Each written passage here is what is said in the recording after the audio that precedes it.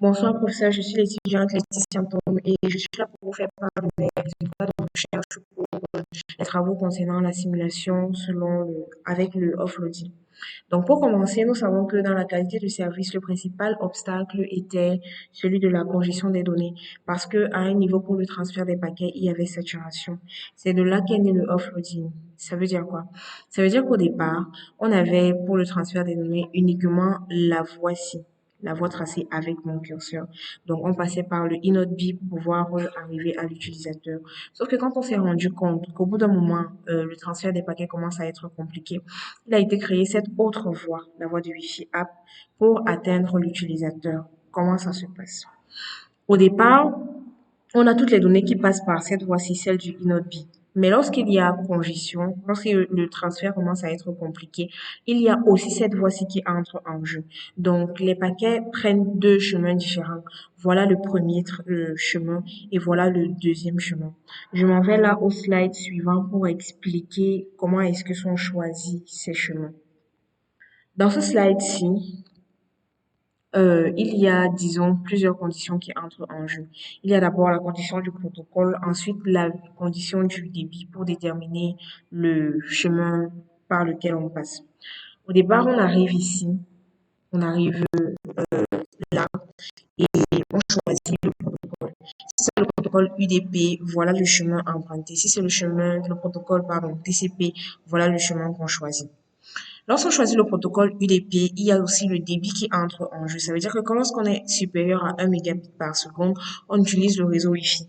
Mais lorsqu'on est inférieur à 1 mégabit par seconde, on utilise le réseau LTE. Voilà. Je continue au slide suivant, au slide 47, pardon. Et je vous montre, avant la deuxième seconde, on a l'envoi du flux qui commence par le remote host, passe par les passerelles et ensuite traverse InnodeB pour atteindre le terminal. Mais à partir de la deuxième seconde, lorsque la congestion se fait, on a l'envoi du flux qui passe par la passerelle d'habitude, sauf que maintenant ça bypass le InnodeB, ça passe par le Wi-Fi app, pardon, pour atteindre le terminal. Je m'en vais donc là au niveau de Ubuntu pour pouvoir décrire, comment dire, pouvoir montrer la simulation du offloading. Je vais fermer les pages déjà ouvertes et je vais recommencer le procédé. D'abord, j'entre dans mon terminal. Une fois entré dans mon terminal, je vais taper CD Workspace pour atteindre ma plateforme de travail. Je tape CD Workspace. Ensuite, je vais taper NS tiret, pardon, tiret Alinon, tiret 3.29 parce que c'est la version de NS3 qui a été utilisée, tiret VM. J'entre et ensuite, mauvaise commande, pardon, j'ai oublié le CD parce que CD est disons CD me permet de voir le contenu de du dossier que je choisis. Donc, je tape CD et là, j'entre. Une fois que j'entre, je vais taper LS pour afficher le contenu et je vais mettre NS à l'inode. Je remonte et j'enlève juste le VM pour me faciliter la tâche. J'entre et je tape encore LS pour afficher le contenu. Là, je vais entrer dans NS 3.29. Je viens là.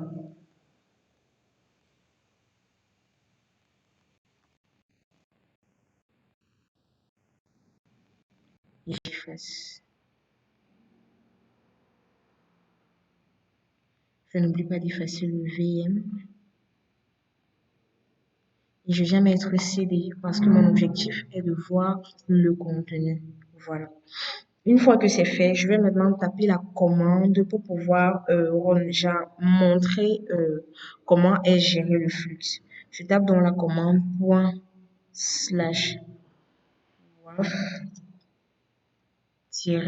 -run scratch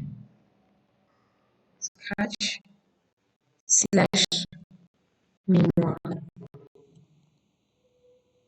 J'entre. Ça prendra un peu de temps pour l'ouverture des paquets. Mais lorsque les paquets vont s'ouvrir, on va montrer, les paquets montreront les différents flux en fonction de leur débit.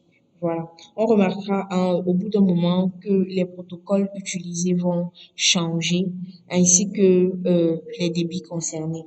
Voilà. Ici, on remarque que au départ, nous sommes en protocole UDP et nous sommes en protocole UDP, mais on passe par LTE parce que, comme je l'ai expliqué tout à l'heure, on est en dessous de 1 mégabit par seconde. Ici, on est toujours en TCP et là, on s'en va en UDP parce que justement, on est déjà à 1 mégabit par seconde. La page prend un peu de temps pour s'afficher. Ici, on a un Wi-Fi, voilà, UDP et Wi-Fi. Hum, ça charge, ça charge. On attend que la charge finisse, voilà. Voilà, je vais souligner ici, nous sommes à moins d'un mégabit par seconde et nous sommes en TCP et en LTE. Ici, nous sommes à plus d'un mégabit par seconde et nous sommes en UDP et Wi-Fi. Voilà. Là, par exemple, on remarque qu'au niveau des 2 premières secondes, on a le débit qui ne change pas. Le débit qui change, pardon. Et le débit change pourquoi? Parce que nous sommes en inode B. En inode B, le transfert des paquets se fait en fonction de la disponibilité des ressources. C'est pour ça que le débit est différent. Par contre, en Wi-Fi app, c'est constant parce que Wi-Fi app utilise un chemin d'accès régulier et envoie le même nombre de paquets. C'est pour ça que le débit est constant. Là, on remarque que nous sommes totalement en inaudible parce que nous sommes avant 2 secondes, donc avant la congestion. Mais à partir de la 3e seconde, on remarque que nous passons en inaudible et en Wi-Fi app parce qu'il y a une congestion. Voilà. Maintenant, je vais dans Wireshark pour montrer un instant, pour montrer la capture des paquets. Je vais dans dossier,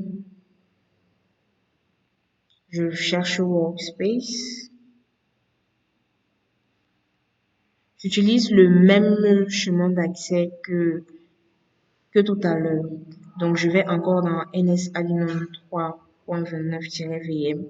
Je vais dans NSAdinone et ensuite, je cherche NS 3.29. Voilà. Une fois que je suis dans NS pardon, 3.29, je vais chercher les fichiers PCAP parce que ce sont ces fichiers PCAP là qui montrent bien le changement de flux et le débit. Voilà l'un des premiers fichiers PCAP. Voilà différents points PCAP. Je continue. Je vais choisir dans la suite un fichier au hasard. Je vais par exemple prendre celui-ci. Un fichier au hasard mais PCAP toujours, bien sûr. Je vais prendre celui-ci. Je vais l'ouvrir. Une fois que je l'ouvre, je vais maintenant chercher l'endroit où pour montrer bien la différence. Je vais chercher l'endroit où il y a une modification au niveau une modification au niveau de la destination. Voilà. Donc, on va descendre et chercher ensemble. Nous descendons, nous descendons, nous descendons. Voilà. On descend. On remarque toujours que la source et la destination n'ont pas changé. Nous descendons.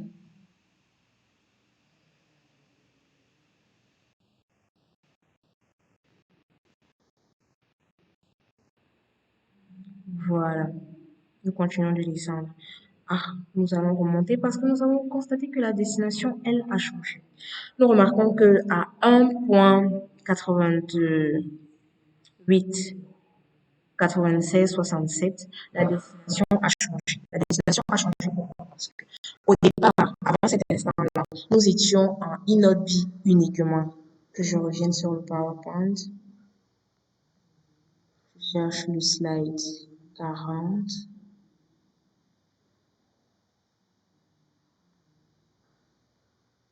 La destination change en inaudible. La situation change. Pourquoi? Parce qu'au départ, là, nous sommes sur notre poste et nous passons par là pour atteindre l'utilisateur. Sauf que maintenant que la destination change, on vient plutôt passer par Wi-Fi app.